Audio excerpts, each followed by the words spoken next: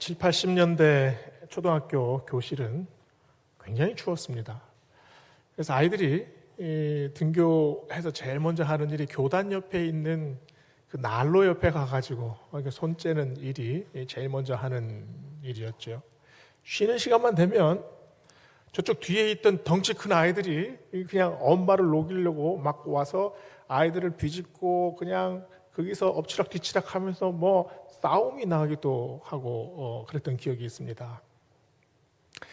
담임 선생님이 이런 아이들을 보다가 하루는 말을 했습니다. 야들아, 오늘은 교실에서 수업하지 말고 운동장 가서 수업하자. 안 돼요, 선생님. 얼어 죽어요. 싫어요. 그런데도 어쩔 수 있습니까? 야들아, 그 날이 추워도 니네들이 운동장에서 뛰고 나면 땀이 뻘뻘 날 거야. 그래서 아이들 데리고 운동장으로 나갑니다. 아이들은 추워서 오들오들 떨다가 손을 이렇게 비빕니다. 그런데 계속 그럴 수 있습니까? 움직여야죠. 그래서 여학생 아이들은 피구를 하고 남자 아이들은 축구를 합니다. 뛰다 보니까 정말 몸이 서서히 데워지기 시작을 해요. 그리고 운동장 구석구석에서 막 아이들의 그 고함 소리, 깔깔대는 웃음소리. 어느새 돌아보니 그 꽁꽁언 운동장이 햇살 가득한 웃음이 그냥 그 안에 가득해졌습니다. 이 아이들이 교실로 들어와서 다시 난로가로 들어갔을까요? 난로 앞에 앉지 않습니다. 왜 그렇습니까? 이미 그 햇살 아래에서 아이들은 한껏 뜨거워졌기 때문이죠. 오늘 말씀 8절은 말합니다. 너희가 전에는 어둠이더니 이제는 주 안에서 빛이라. 빛의 자녀들처럼 행하라. 빛과 어둠은 대조적입니다. 우리는 빛은 선하고 어둠은 악하다라고 생각을 합니다. 그런데 오늘 말씀을 보세요. 과거는 어둠이고 현재는 빛이다라고 말합니다. 우리가 빛으로 변화되는 과정을 지금 말씀하고 있습니다. 빛이 좋습니까? 아니면 어둠이 좋습니까? 당연히 빛이 좋지요. 그런데 어둠을 선택하는 사람도 있습니다. 어둠을 사랑하는 마음인 다 악한 마음입니까? 가슴을 설레게 하는 어둠도 있잖아요. 연극 공연을 보러 가서 의자에 탁 앉아 있으면 옆 사람들끼리 막 술렁술렁대는 소리가 나다가 암전이 탁 되면 아무것도 안 보입니다. 그런데 그 순간 소음이 싹 줄어들어요. 집중하는 거죠. 굉장히 짜릿한 시간입니다. 또 어떤 분들은 산책하기 제일 좋은 시간은 새벽 시간을 꼽는 분들이 많습니다. 어둠이 내려앉은 그 차가운 새벽 공기를 이렇게 가르면서 가는 기분이 정말 좋대요. 그리고 약간 어두운 듯한 카페에 들어가서 한 사람과 아주 조용하게 그 사람의 이야기를 듣다 보면 어떻게 됩니까? 내 마음이 그 사람의 인생 속으로 싹 녹아드는 기분이 들잖아요. 낮에 환한 햇살 아래서 열심히 일하다가 저녁에 정말 이제 지친 몸을 이끌고 집에 터벅터벅 들어와요. 밥을 먹고 나서 무슨 생각이 제일 먼저 듭니까?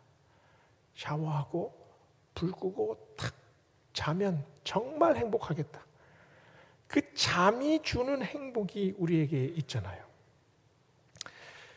그러나 오늘 말씀에 나오는 어둠은 단순히 어두운 분위기가 아닙니다.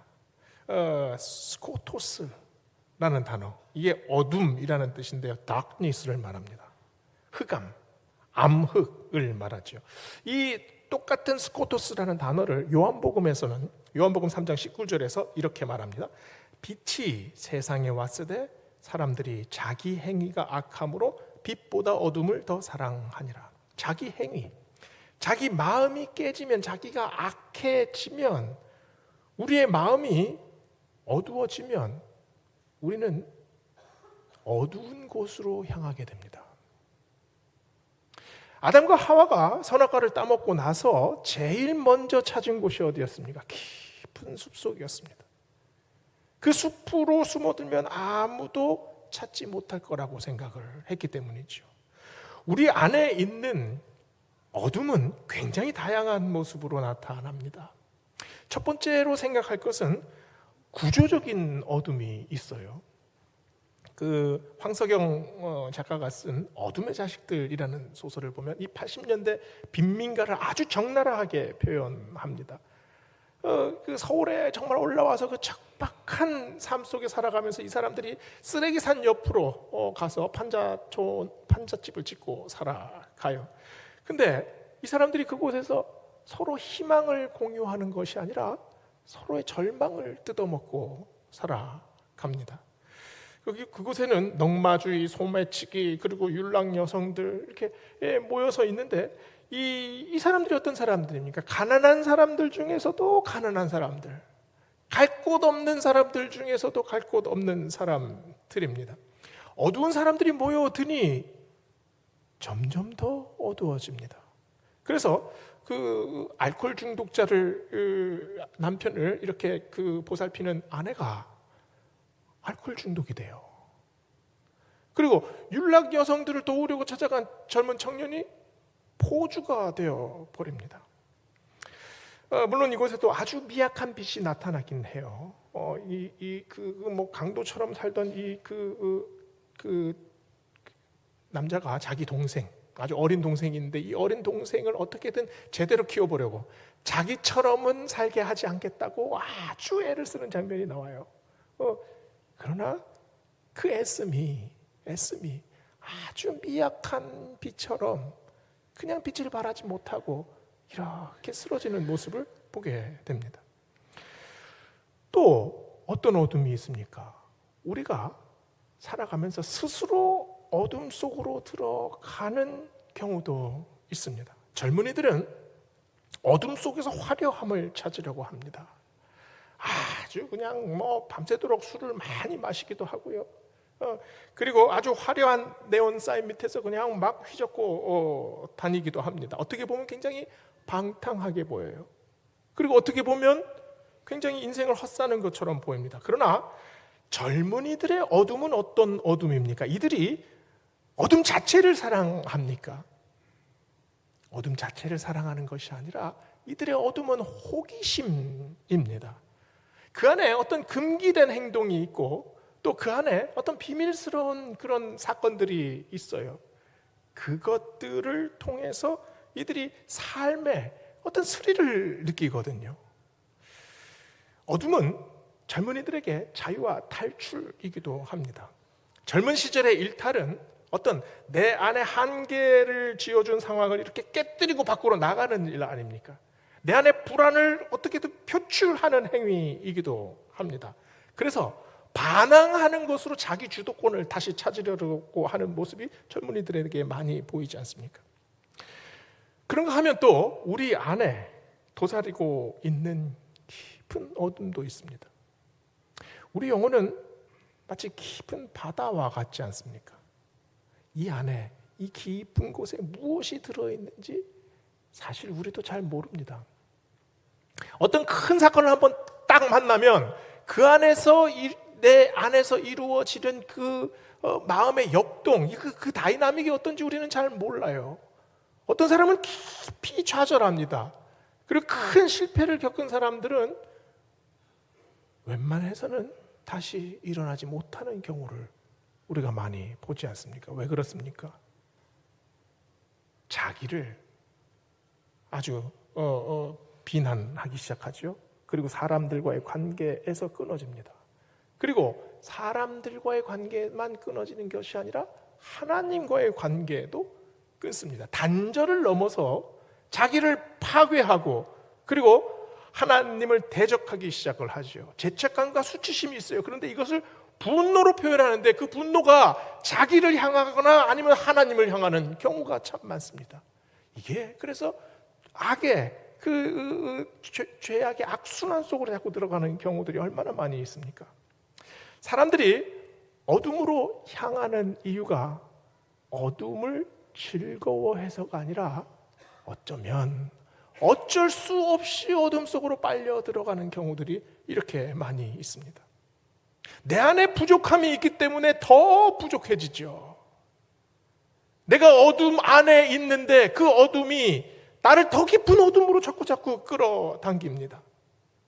자유를 일탈로 생각하는 경우도 있고, 그리고 반항을 자기 주장으로 착각하는 경우도 있습니다. 어느 순간 파괴적인 힘에 한번 확 휩싸이면 모든 것을 다 포기해 버려요. 그리고 그 악순환 속에 그냥 빠져드는 걸 방치하지 않습니까? 그래서 예수님은 누가복음 11장 35절에서 이런 말씀을 하셨습니다. 누구든지 등불을 켜서 돛박 안에 두지 않고 등경 위에 둔다. 그러므로 네 속에 있는 빛이 어둡지 않은가 살펴보라. 우리 안에 빛이 분명히 있습니다. 그 빛은 하나님이 우리 안에 주신 생명과 은혜의 빛이에요. 그런데 그 빛을 우리는 의식적으로 자꾸 돛박으로 덮어버립니다. 그 빛을 빛이 아닌 것처럼, 마치 빛이 없이 사는 것처럼 우리가 생각할 경우가 얼마나 많이 있습니까? 그래서 자꾸 어둠으로 향합니다. 어둠으로 향해서는 그 어둠에 적응해요. 그리고 어둠에 안주해 버립니다. 온 세상이 이렇게 어두우니 나도 어둡고, 온 세상이 이렇게 슬프니 나도 슬프고, 온 세상이 이렇게 괴로우니 나도 괴롭다. 온 세상이 다 포기하니 나도 포기한다. 이런 마음이 우리에게 있지 않습니까? 사도 바울의 인생이 얼마나 힘들었습니까? 사도 바울은 어디를 가나 핍박받았습니다. 예외가 없었어요. 어디 가나 박해였습니다. 그 상황은 아마 끔찍했을 겁니다. 하루도 마음 편할 날이 없었어요. 온 세상이 자기를 그냥 밀어서 절벽 끝으로 내보는 그런 형국이잖아요. 그러나 갈라디아서 6장 17절에서 사도 바울은 이렇게 선언합니다. 누구든지 나를 괴롭게 하지 마라. 내가 내 몸에 예수의 흔적을 지니고 있노라. 사도 바울에게 등불이 무엇입니까? 어둠이 몰려오고 절망 끝으로 자기를 내모는 그 상황 속에서 바울은 지금 내 안에 빛이 있다라고 말을 합니다. 그 빛이 뭡니까? 예수 그리스도의 흔적이에요. 여기에 나를 사랑하신 예수 그리스도의 흔적이 있다. 그 흔적은 나를 사랑하시는 바로 그 십자가의 은혜다. 나를 어둠으로 자꾸 끌어들이지 마라. 내 영혼은 여전히 빛으로 불타고 있다. 그 빛이 바로 십자가의 사랑이다. 사도 바울은 지금 이렇게 선언하고 있습니다. 성경에 나오는 모든 믿음의 선배들의 믿음이 언제 불타오릅니까? 언제 그 빛을 발견합니까? 인생의 화창한 봄날에 그것을 발견하는 사람은 없었습니다. 그들의 가장 어두웠던 시절, 영혼이 깊은 먹물을 확 풀어놓은 것처럼 도저히 헤어나올 수 없는 그런 상황에서 마치 비바람에 맞아서 흔들리고 쓰러질 것 같은 그런 상황에서 그들은 하나님을 만났습니다. 아브라함이 언제 하나님을 만납니까? 깊은 밤 천막 속에 있을 때, 그때 하나님의 음성을 들어요. 아브라함아, 너 그 깊은 동굴 같은 이 천막에서 나와라. 그래서 저 하늘에 펼쳐져 있는 별들을 봐라. 너의 자손이 그와 같을 것이다. 다윗은 사망의 음침한 골짜기에 있을 때 하나님을 만납니다. 어린 사무엘은 언제 하나님을 만납니까? 엄마와 헤어져가지고 그 그리움의 끝에 놓여 있을 때 그 성전에 혼자 있는 사무엘에게 하나님이 찾아오시지 않습니까? 욥은 언제 하나님을 만납니까? 욥은 인생 속에서 끊임없이 질문합니다. 하나님, 답을 주소서. 도대체 이 고통의 원인이 어디에 있습니까? 헤매고 헤맵니다. 그러나 결국에는 하나님을 만나게 되죠. 빛과 어둠은 대립적으로 보입니다. 빛은 어둠을 몰아내려고 하고 충돌하고 싸웁니다. 그러나 빛과 어둠은 사실 충돌만은 아닙니다. 어둠에서 빛으로 되는 과정, From the darkness to the light. 이 과정이 변화의 과정 아닙니까? 빛은 어둠을 감싸고 어둠은 그 안에서 빛을 조금씩 발견해 나갑니다. 깊은 어둠 속에서 웅크린 적이 있는 사람은 그제서야 빛의 의미를 알고 깨닫게 됩니다. 소망은 고통 속에서 더 단련되지 않습니까? 칼 구스타프 융은 인간의 내면을 의식과 무의식으로 구분했습니다. 이 무의식은 그가 그림자라고 표현을 했는데, 이 그림자는 그림자 안에 무엇이 있나 우리는 잘 알지 못합니다. 우리 의식 밑바닥에 고여 있는 거기 때문이죠. 러시아 영화 감독 타kov스키는 그 스토커라는 작품에서 아주 흥미로운 주제를 말을 합니다. 무의식과 소원이라는 주제예요. 그 내용이 어떤 거냐면, 그 거대한 운석이 떨어졌습니다. 그래서 그 지역이 다 방사능으로 오염이 됐어요. 그런데 거기에 아주 신비한 방이 하나 있다고 가정을 해요. 그런데 그 방에 가서 소원을 빌면 그 소원이 이루어집니다. 그 방에 도달할 때까지는 방사능을 뚫고 들어가야 하는 죽음을 무릅써야 돼요. 이 주인공이 중병에 걸린 친구를 살리기 위해서 목숨을 걸고 그곳으로 갑니다. 그곳에서 소원을 빌어요. 근데 결과는 충격적입니다. 친구는 죽었고 자기는 거부가 됐습니다. 자기 마음은 친구를 살리려는 마음으로 그곳에 갔습니다. 그러나 이 무의식 안에는 친구의 재산을 빼앗으려는 마음이 있었던 겁니다. 결국 소원은 그 재산을 빼앗는 것이 이루어졌죠. 우리 무의식 안에는 무엇이 있습니까? 우리는 이 안에 깊은 곳에 있는 이곳을 알려고 하는 것이 두려워요. 왜냐하면 그것이 무엇인지 알지 못하기 때문이죠. 오늘 말씀 11절은 너희는 열매 없는 어둠의 일에 참여하지 말고 도리어 책망하라 라고 말을 합니다. 우리 내면에 숨겨진 죄악의 그림자가 있습니다. 열매 없는 어둠의 일. 그게 뭘까요? 우리의 욕망 안에서 뛰어노는, 우리도 알 수 없는 어떤 미지의 그런 힘 아니겠습니까? 왜 어둠의 일이 열매가 없을까요? 그 어둠의 일은 욕심에 충실하기 때문입니다. 탐욕은 사랑을 밀어냅니다.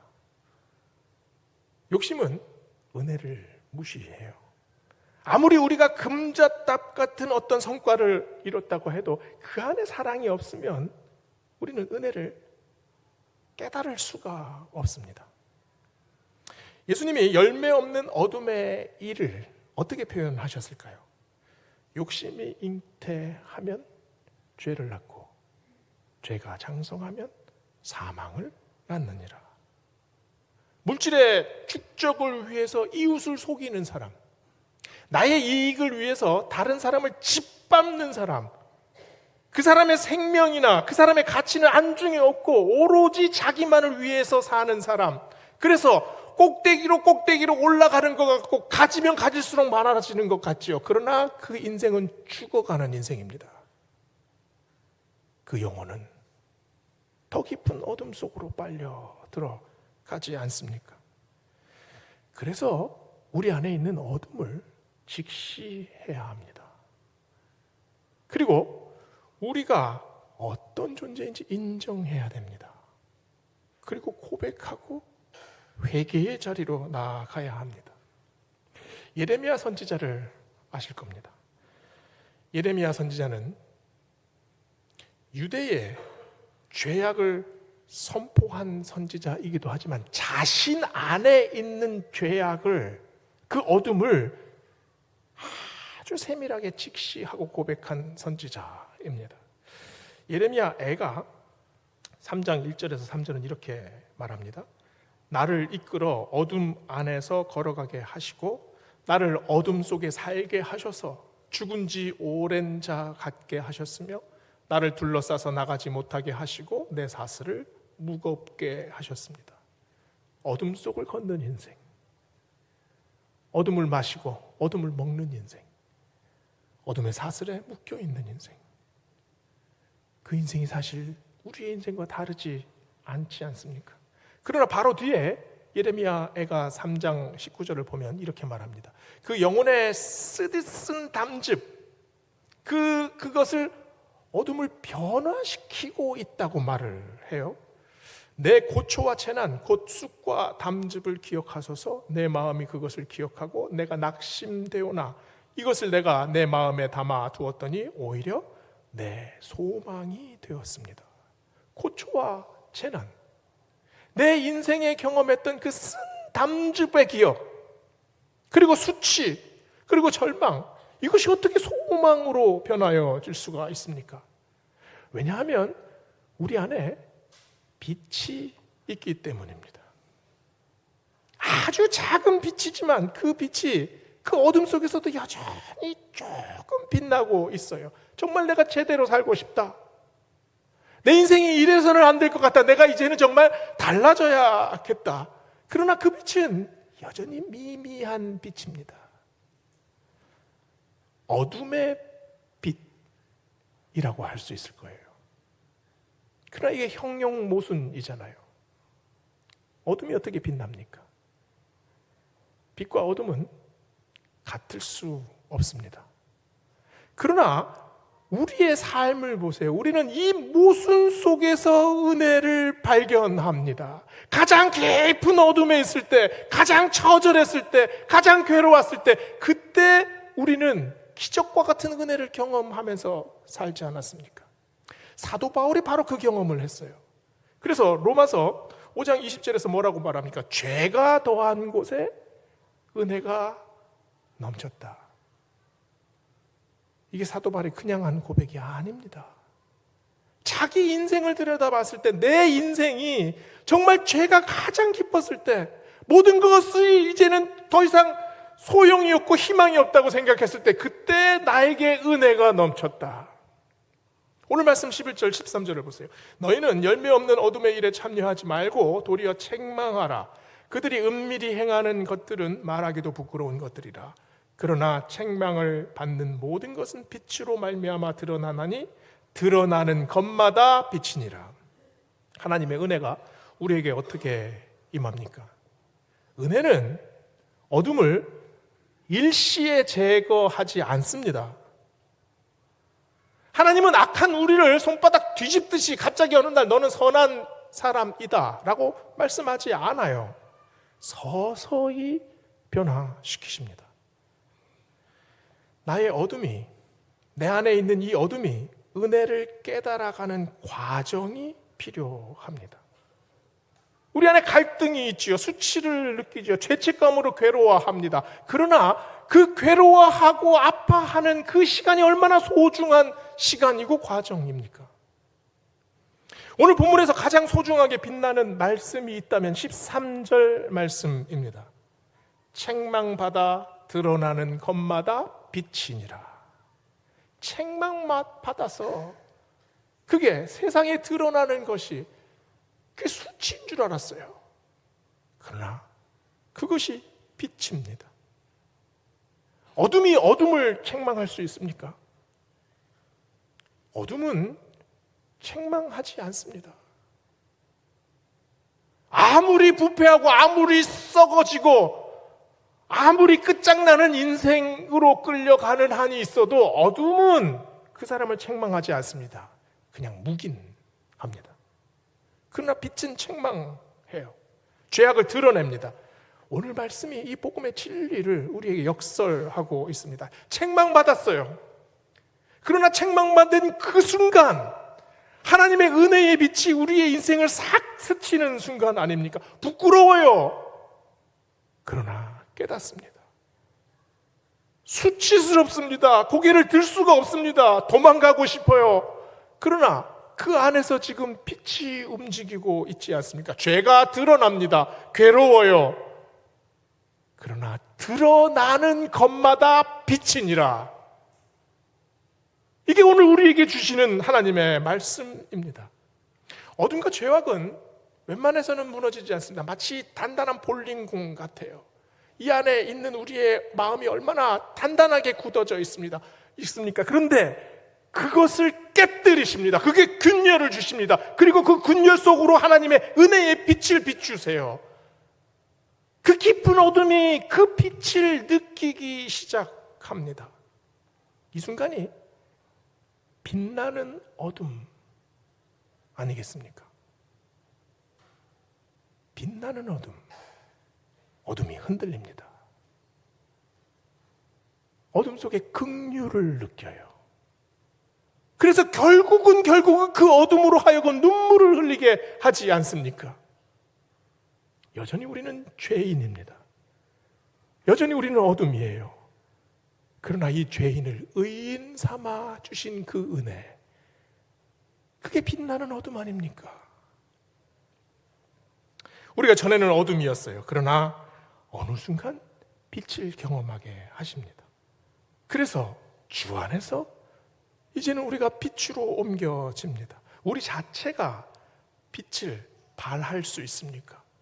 아니면 어둠 속에 있는 우리가 빛을 향해서 가야지 그래서 막 달려갑니까? 우리는 그런 존재가 아닙니다.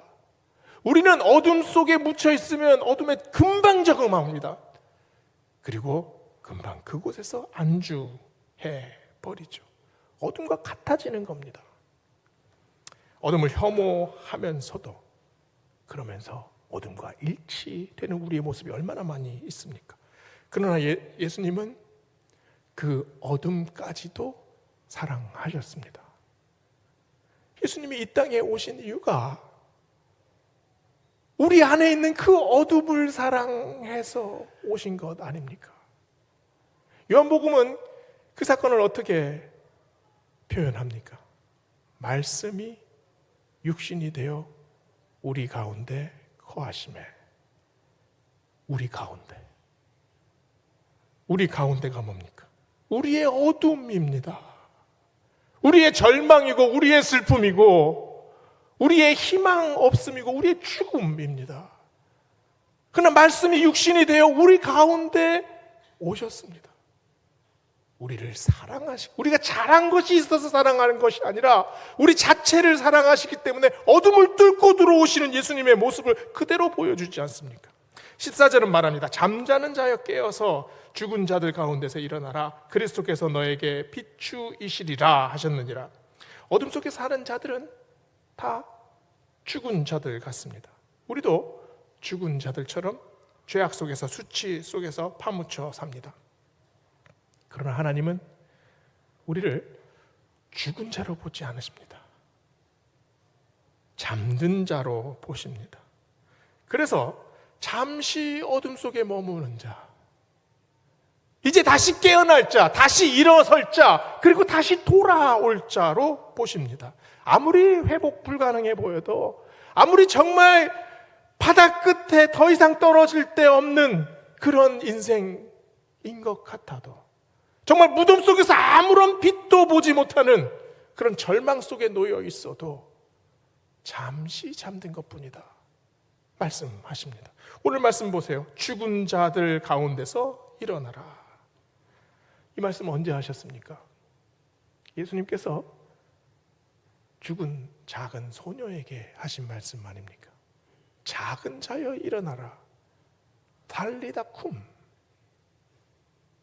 죽은 나사로에게 말씀하시지 않았습니까?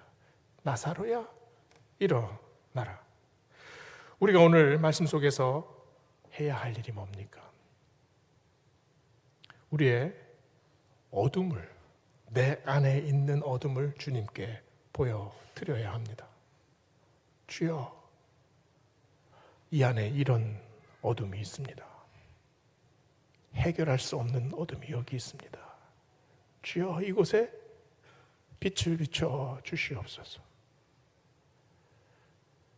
내 안에 어두운 빛이 빛나는 어둠이 되고 그 빛나는 어둠이 이제 다시 빛으로 변화해집니다. 왜냐하면 주님께서 우리를 빛의 자녀로 생각하시기 때문입니다. 오늘 말씀을 통해 내 안에 있는 해결할 수 없는 어둠 주님께 내보이고 또다시 주님의 은혜 앞으로 한 발자국 더 다가서는 우리 모두 되시기를 주의 이름으로 축원합니다. 기도하시겠습니다.